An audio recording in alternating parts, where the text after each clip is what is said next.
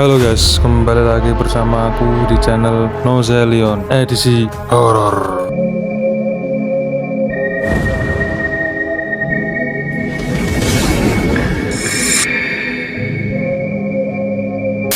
Di video kali ini, gue akan membawakan narasumber untuk menceritakan kisah horor. Langsung saja, Dio, silakan masuk.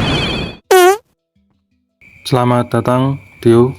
Halo juga, Bang. Oke, silakan Dio, ceritakan pengalaman-pengalaman yang pernah kamu alami ketika kamu di kampung mungkin. Oke, silakan langsung saja. Oke, siap, Bang. Halo teman-teman Nozelion. Perkenalkan, nama gue Dio. Gue anak kedua dari 2 bersaudara. Kakak aku cewek, dan aku anak terakhir. Di setiap hari, kakak gue selalu masak untuk aku dan nenek. Kakak orang yang penyayang banget. Dia selalu bangunin aku, masakin aku, nyuciin baju aku, dan masih banyak pokoknya. Dan orang tua kami bekerja di luar kota. Mereka pulang setiap 4 bulan sekali. Aku tinggal di desa bersama kakak dan nenek. Nenekku seorang petani. Setiap pagi, nenek selalu pergi ke sawah. Dan nenek pulang ketika hari mau berganti malam. Nenek dibayar untuk mengerjakan sawah milik orang lain. Dan kakek sudah tiada sejak ayah masih di kandungan. Kakakku kuliah di universitas dekat kampung. Setelah mengerjakan tugas rumah, kakak langsung pergi ke kampus untuk mengejar gelar sarjana. Dan setelah pulang kuliah, kakak sering mengajar mengaji di musola yang jaraknya cukup jauh dari rumah. Biasanya, dia pulang setelah maghrib. Desa tempat saya tinggal masih sangat sepi. Malam hari penerangan minim. Sebagian rumah masih pakai obor. Listrik juga kadang ada, kadang tidak. Kendaraan jarang lewat, dan sawah masih dibajak pakai kerbau. Pagi harinya sejuk, sorenya senja kelihatan indah, tapi kalau malam, suasananya sunyi dan agak bikin merinding. Suatu sore setelah maghrib, saya mau cari kakak buat nunjukin hasil ujian. Nilai matematika saya 93. Jadi saya senang banget. Hori aku dapat nilai bagus. Kakak harus lihat nilaiku ini. Assalamualaikum, Kak.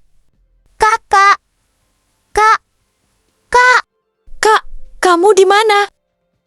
Kemana kakak Nila? Dipanggil-panggil gak ada suaranya. Astagfirullahaladzim. Nenek, kakak kemana nenek? Kok Dio panggil? Gak ada suaranya nenek. kakak masih di musyola. Banyak kegiatan karena sebentar lagi mau puasa. Kamu makan malam dulu sana. Palingan nanti agak malam kakakmu pulang. Iya nenek, akhirnya aku pun makan malam.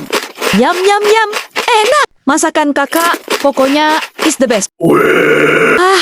Kenyang. Setelah makan malam, aku capek dan ngantuk karena habis ujian. Dan aku pun tidur sebentar untuk menghilangkan penat sambil menunggu kakak. Namun tiba-tiba ada yang masuk kamarku dan... Dek, bangun dek. Aku kebangun karena ada yang bangunin. Loh, kakak ada apa kak? Dik, bangun. Sudah subuh, ayo ke musola. Kalau nggak mau nanti kakak makan lo.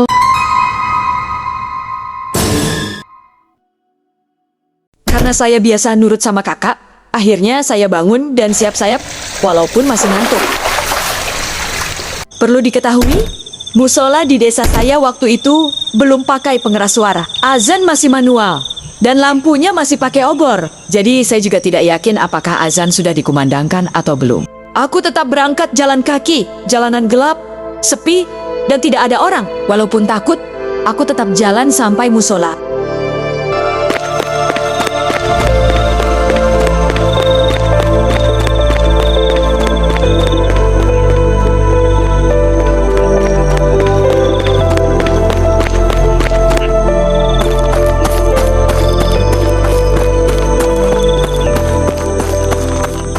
Sampai di sana, ternyata musola masih sepi dan belum azan. Kok nggak ada orang? Ya udah deh, aku tungguin aja. Nanggung kalau balik lagi, capek. Jauh soalnya. Aku nunggu orang yang lebih tua, tapi tidak ada yang datang. Akhirnya aku memberanikan diri buat azan sendiri. Kemana nih orang-orang kok belum ada yang datang? Ya udah, aku azanin aja, keburu waktunya habis. Akhirnya aku naik ke menara masjid buat azan karena di sana masih belum ada mikrofon. Jadi azannya harus naik tempat tinggi dahulu.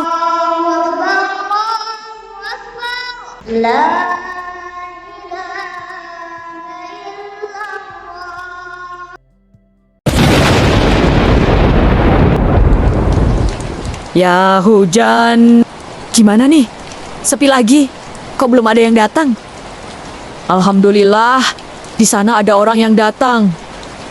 Setelah azan, aku lihat dari kejauhan ada orang jalan ke arah musola. Dia pakai baju putih dan peci putih. Saat itu, saya merasa agak lega. Jadi tidak sendiri lagi. Tapi tiba-tiba, perut aku sakit banget dan ingin pergi ke toilet. Karena rumah jauh, aku pakai WC musola. WC-nya sederhana. Di atas tembok depan ada lubang ventilasi berbentuk kotak tanpa kaca dan lampunya masih memakai lampu obor. Aduh, sakit banget perutku. Gara-gara tadi malam kebanyakan makan sambal. Berlama-lama kemudian, Pas udah agak lama di dalam WC, suasananya tiba-tiba jadi mencekam. Perut makin sakit dan pikiran mulai mikirin yang tidak-tidak. Loh, kok orang yang tadi belum datang-datang ya?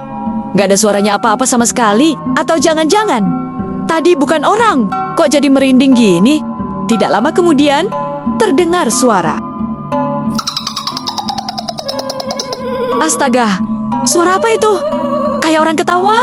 Ah, udah ah, mending aku cabut aja. Lama-lama kok jadi gini? Jack and Percy, Astaga, itu suara siapa?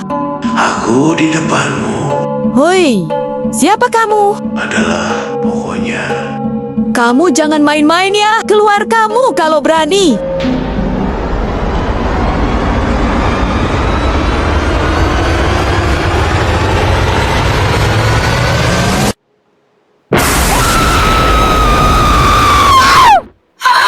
Ada sosok mengerikan yang muncul di lubang ventilasi itu.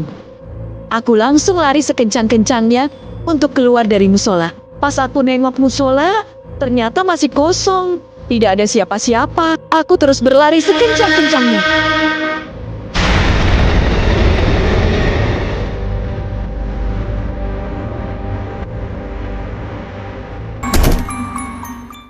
Sesampainya di rumah, aku langsung bangunin kakak. Astagfirullah. Ada apa sih? Dio, kamu ngagetin kakak? Loh, kamu habis dari mana? Habis tahajud ya? Alhamdulillah, anak soleh. Apa sih kak? Bukannya kakak tadi yang bangunin Dio ya? Buat sholat subuh di musola. Hah? Kakak tadi malam langsung tidur karena capek gara-gara kakak ada acara sampai larut malam. Terus, yang bangunin Dio tadi siapa? Duh, aku jadi bingung. Tunggu dek, kamu bilang tadi sholat subuh. Iya. Coba deh, lihat sekarang jam berapa? Setelah kakak suruh cek jam, aku langsung cek. Dan ternyata, jam masih menunjukkan 2:30 pagi. Saat itu aku benar-benar pucat. Kalau bukan kakak yang bangunin aku tadi. Terus siapa?